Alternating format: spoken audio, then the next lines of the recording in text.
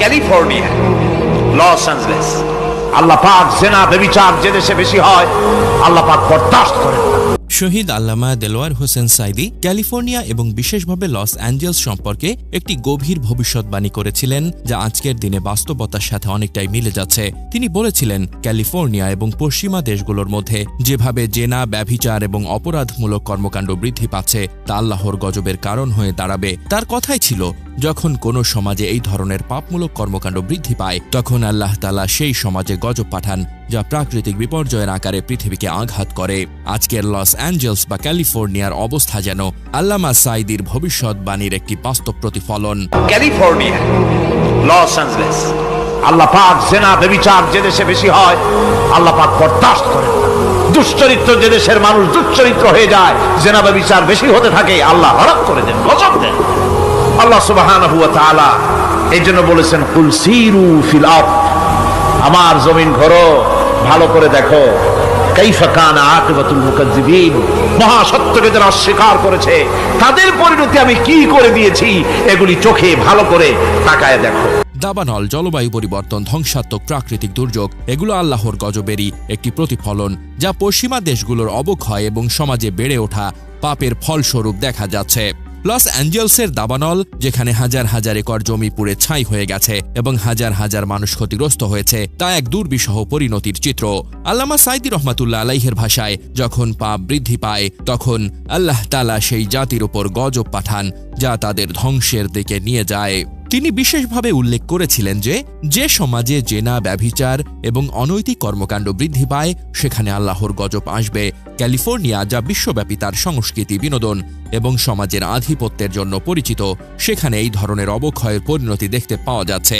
আমেরিকার film industry এবং বিনোদন মাধ্যমেও এর প্রতিফলন স্পষ্ট, যেখানে প্রচুর অশ্লীলতা এবং অনৈতিকতার প্রসার ঘটছে।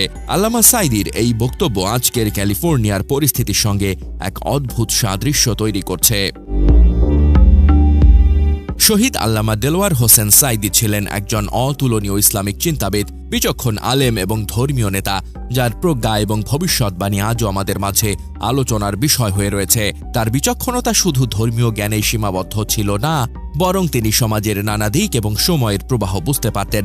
তার জীবন ও কর্মের মধ্যে যা কিছু ছিল তা ছিল এক গভীর চিন্তা, প্রজ্ঞা এবং আল্লাহর প্রতি নির্ভরশীলতার প্রতিফলন। শহীদ আল্লামা দেলোয়ার হোসেন সাঈদী ছিলেন একজন অতুলনীয় চিন্তাবিদ এবং ইসলামী দার্শনিক, যিনি তার জীবদ্দশায় সমাজের নৈতিক অবক্ষয় এবং ইসলামের শিক্ষা নিয়ে গভীরভাবে বিশ্লেষণ করেছিলেন।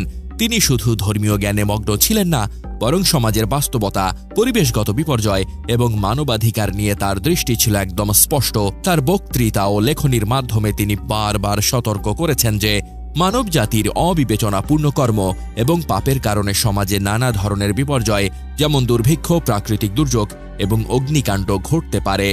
বিশেষত তিনি ভবিষ্যৎবাণী করেছিলেন যে যেসব দেশে পাপ এবং অবিচার বৃদ্ধি পাবে সেসব দেশে আল্লাহর গজব আসবে। তার এই প্রজ্ঞা আজকের ক্যালিফোর্নিয়ার দাবানল, বিশ্বব্যাপী জলবায়ু পরিবর্তন এবং সামাজিক অবক্ষয় দেখলে পুরোপুরি সত্যে পরিণত হয়েছে। তিনি তার বক্তৃতায় ইসলামের মৌলিক দিকগুলোকে আধুনিক সমাজের সঙ্গে সমন্বয় করতে বলতেন, যাতে ইসলামের আদর্শ কখনো পুরনো না হয়ে যায়, বরং সময়ের সাথে নতুন প্রেক্ষাপটে প্রাসঙ্গিক থাকে। শহীদ আল্লামা সাঈদীর চিন্তা ভাবনা, তার উপদেশ এবং ভবিষ্যৎবাণী আজও আমাদের জন্য একটি দিশারি। তার অসীম বিচক্ষণতা এবং প্রজ্ঞা আমাদের সমাজে সঠিক দিক নির্দেশনা দিতে সাহায্য করে এবং তার কথাগুলো আজও আমাদের সামনে একটি জীবন্ত প্রেরণা হয়ে রয়েছে।